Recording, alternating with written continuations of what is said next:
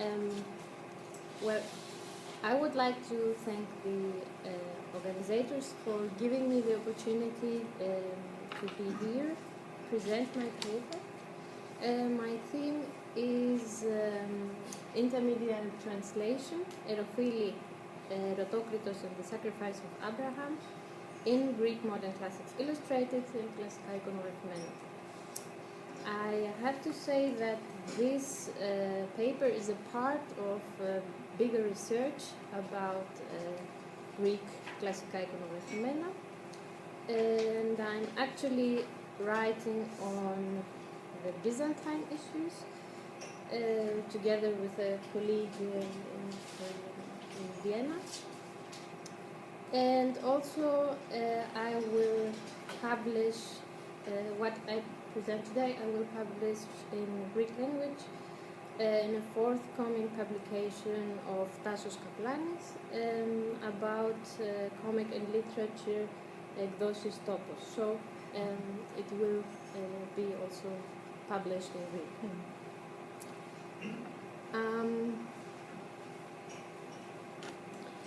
According to Roman Jacobson, there are three ways of interpreting a verbal sign. It may be translated into other signs of the same language, into another language, or into another non-verbal system of symbols. If Jacobson's approach is applied to the case of Erotokritos, we can find examples of all of these three directions of translation. For example, first, the intralingual translation of Dionysios Fotinos Neos Erotokritos, 1818, we have heard about this. The interlingual translation of the work into other languages, for example, in English. You may know this also.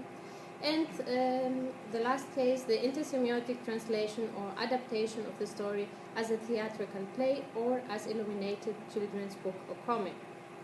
This talk will put the focus on this last case, the intersemiotic transposition of three Cretan literary works in comics, which were published in the series of Greek Modern Classics Illustrated. I brought them with me, so you can take a look at them. And Pass them around. Pass them around, please. So if you have a look at them, one on this side and one on this side, and then you can.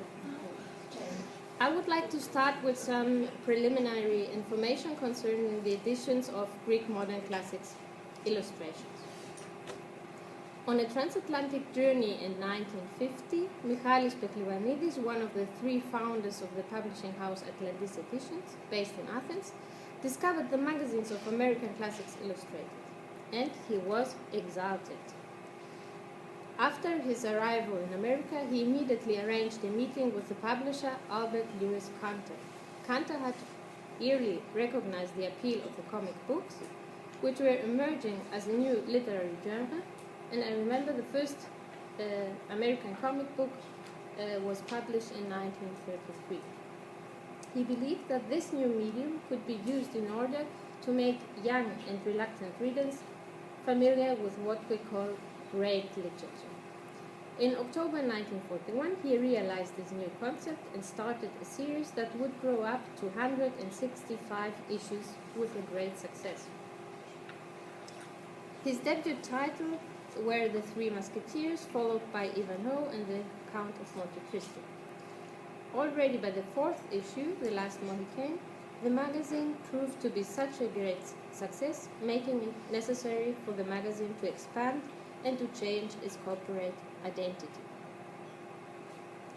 With their attempt to replicate Cantor's model for a Greek auditorium, the Peklivanidis brothers could rely on the success of their American prototype. They had already made experiences in publishing children's books since 1936. After the war, they made a new start with modern printing machines. The use of the modern four-colored offset printing technology allowed them to produce low-priced printings with a large run, which they used primarily for advertising flyers. On 1st March 1951, the first issue, translated issue, the Les Miserables of Victor Hugo, appeared at the newspaper kiosk. The people were magnetized by the colorful magazine, which contained colored images not only on the title page, but also inside in the entire comic book. And this was the announcement.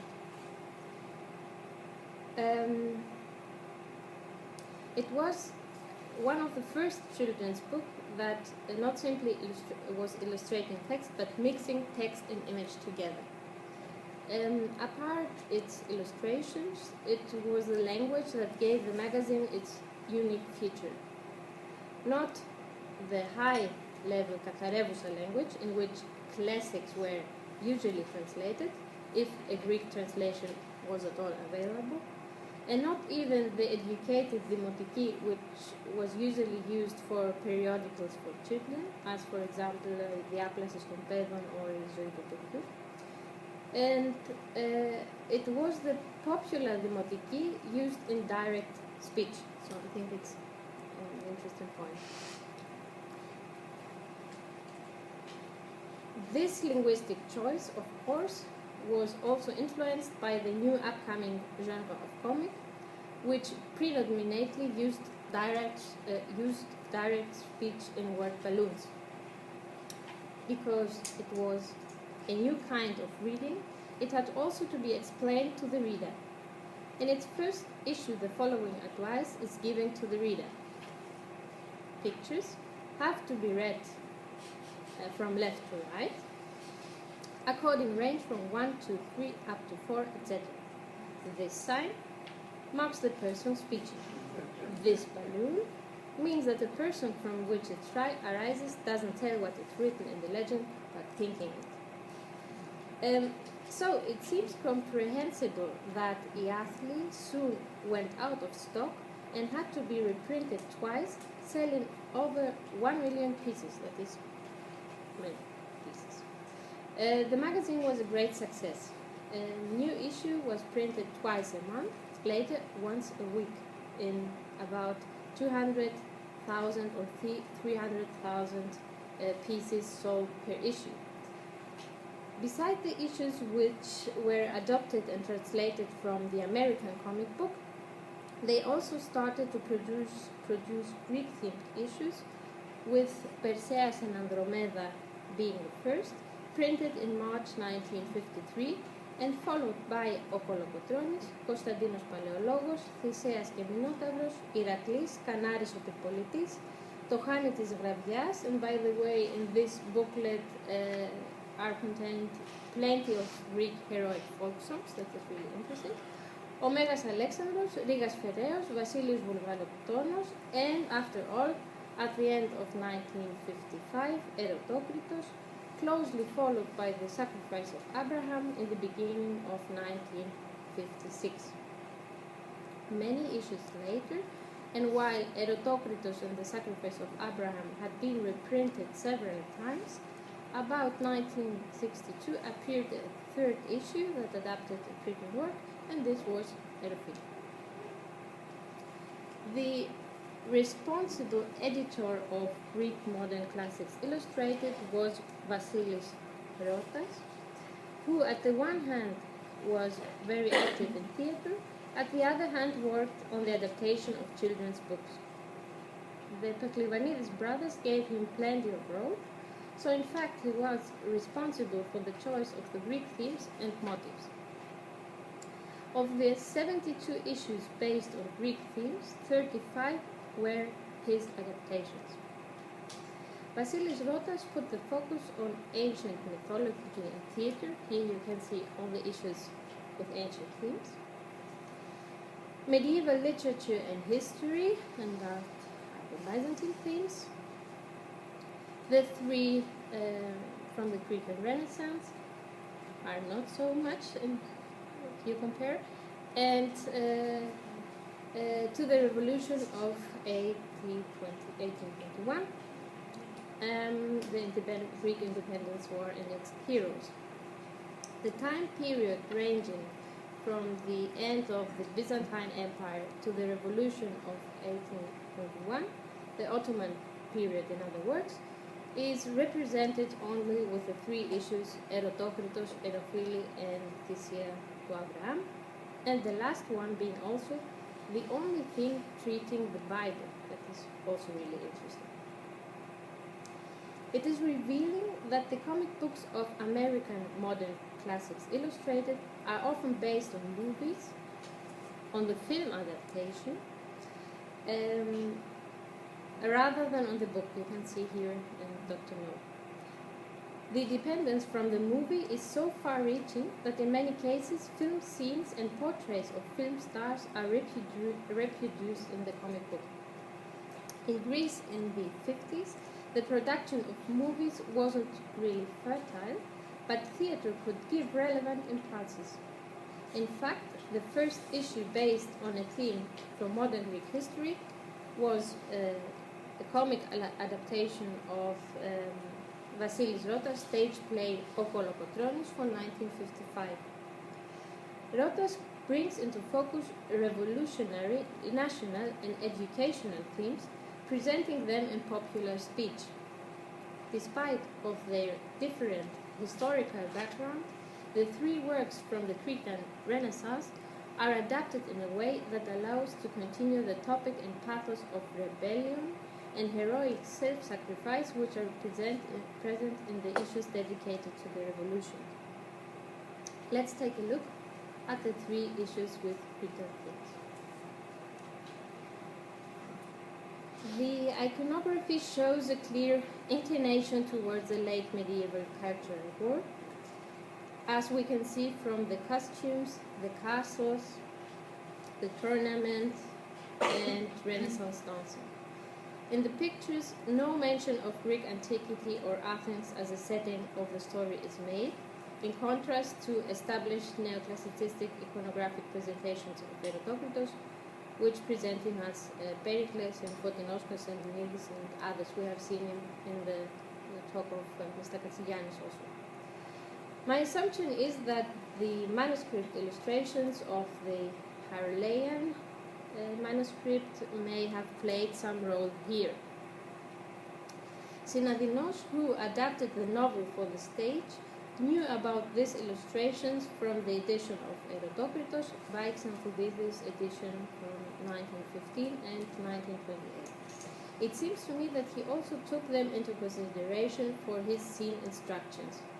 So they seem to have a dialogue between the manuscript and the scene instructions.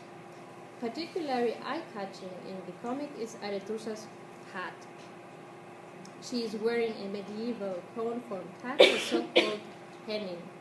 It's striking that for the performance of Synadinos' adaptation in 1929, the star actress Marika Kotopouli was wearing a similar cone hat on stage.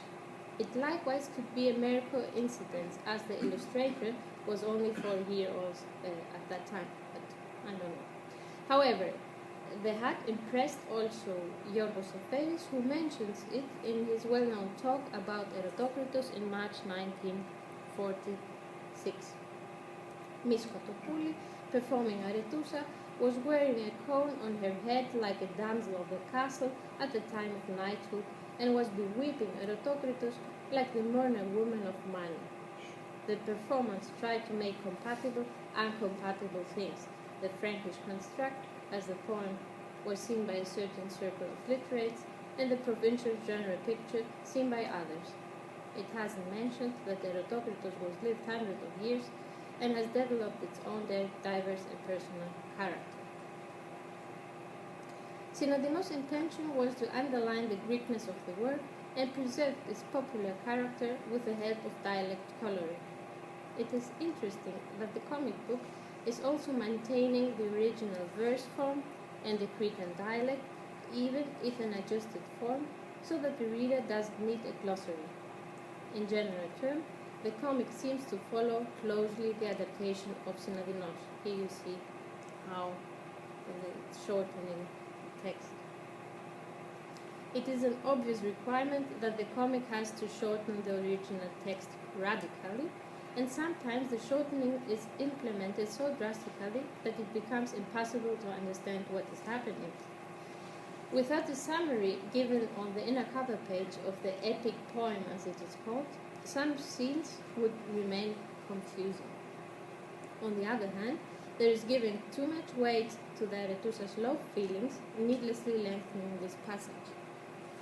So we can see some examples. Giving so much emphasis on the love theme and preferring it to the fight scene described at length in the original seems to be an effort that aimed to attract young girls and women as potential readers. The cheap edition and the easy understandable language recalls the booklet editions of Erotokritos, which young Turkish women of the harem loved to read for the purpose of learning the Greek language, and which were circulating until the beginning of 20th century, as Seferis has emphasized. A similar educational purpose is also obvious in the next title, Η θυσία του Αβραάμ.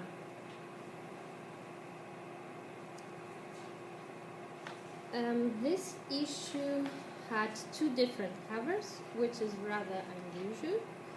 The first cover motif adapts a painting from Rembrandt, which today is conserved in the Hermitage in St. Petersburg. A miniature of it is still reproduced on the second page of the comic, together with a text passage from the Genesis. But this cover was soon replaced by a scene from the inner section, here, which does not seem to have been copied from any special painting. At the end of the comic book, two Byzantine mural paintings from Mount Athos and Mistra are mentioned, but it's not clear why exactly these two are chosen. I have a theory, but I'm not sure. Extracts from the Cretan play conclude the magazine. You can see them here. From 1,154 total verses are given 32, that is less than 3% of the play. But this seems to be the only connection between the Cretan play and the comic. The comic as such is a very free interpretation of the biblical story. In comparison to the stage play as well as to the biblical story, the comic has a number of additions. It doesn't start with the angel and the really beautiful awakening scene of Abraham, but goes one step back to the preparations of the festivities of Isaac. But it's not his circumcision of the 8th day, that, as in the Bible, but his 8th birthday that will be celebrated in the comic. The reason is clear. For a Greek child, this is more comprehensible. Another addition refers to the figures. Well, okay, that's not exactly the image, but well, the figures. There is a teacher or poet appearing, trying to write an ode, and he's writing first a happy one because of the birthday, then a sad one because of the sacrifice, then again a happy one, for at the end everything turns well. The teacher, poet, and Eliezer, you can see him on the right, presented as a dumb, always hungry servant, bring funny elements into the tale and make it more like a comic. There is another big difference. While in the Cretan play, as well as in most iconographic presentations, God is presented by the angel in order to avoid any conflict about the question how the Almighty has to be presented. In the comic version, the iconographic appearance of God is astonishing. You can see here. You can see him in almost every second page. So, okay. Another interesting information is that the first performance in modern Greece, dated from 1933, was put on stage together with Vasilis Rotas Nazito Mesolongi, so we have a connection with Rotas and the first stage play of the modern times of Theatre on Ground. So let's now finally pass to Erofili. On the inside cover, in a short introduction of the play's plot, we read in 2 paragraphs about the medieval winter which is reigning the Greek world, with the exception of Crete and the Heptanese because of the Ottoman occupation. Erotokritos and Erofili are mentioned as works that imitated older archetypes with considerable influence in these times. In only 1 paragraph, a resume of the plot is given. Like in Erotokritos, the iconography gives weight to late medieval and Renaissance culture, first of all on the cover, showing a tournament which is not part of the play. No mention is made of Egypt as the place of setting. The prologue of Haros is left out, and the scene with the soul of the king's brother and the demons is also left out. The same is the case for all the Intermedial. But the structure of the tragedy has been preserved in the comic. It is divided in 5 acts by the chorals. You see here one, the first one. And also with this dancing scene, so you can see also the form. The main text is transformed in prose, but the chorals are still in verse, even if the verse is deformed due to the reductions. There are some verses in the main text, but most of it is in prose.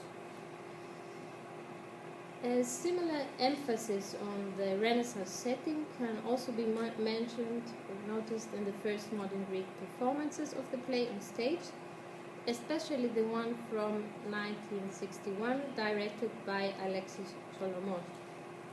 The performance had a strong presence in media, as Manos Kazantzakis was supposed to compose the chorals, which should have been sung by Nana Mouskouri, but she refused because her name was not promoted enough. So.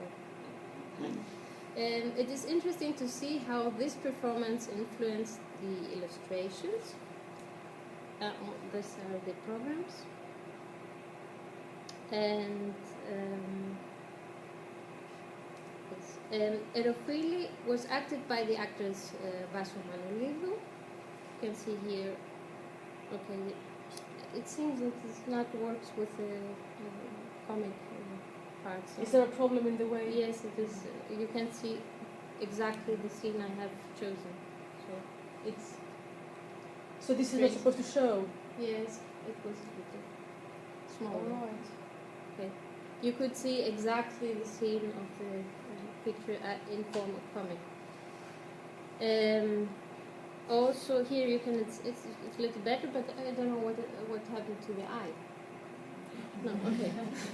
I don't know. It's maybe the Mac problem. So, but it's strange actually. So it is because the eye, I don't know. And the letters are displaced. Yes. Yeah. So it's, sorry for that. I don't know. So the actor you can see playing Kornaros is the later film star Dimitris Papamikhail, and it's really interesting that it's transformed in a comic. Also, the king, Lykourous Kalergis, with this notable ornament on the clothing, which you can also see here in a comic strip drawn by Bost, and I have it also in school. Yes, it's kind of news, but it's political. But you can see the same clothes. In contrast to the sacrifice of Abraham, the comic adaptation of Erofili doesn't seem to be especially child-oriented. The theme of the tragedy and the form, as well as the historical setting, produce distances between the reader and the work which is represented in the comic sketches. My first question was, Do they show the beheaded Panaretos? And yes, they do. His yellow and creepy head is well shown and presented in baskets more than one time. The simplification of language and disposition is a significant outcome of the process of intermedial translation that takes place in the analyzed comic books. The adaptation of these three comics in modern times, being read by thousands of young Greeks but also adults, shows that they stay actual and have a vital afterlife. Another outstanding characteristic of the relationship in case is that the images as a separate textual dimension transport to the reader additional information. This visual information is linked to many field contemporary cultural contexts like the theater or the canonization of literature on a national as well as on a global level.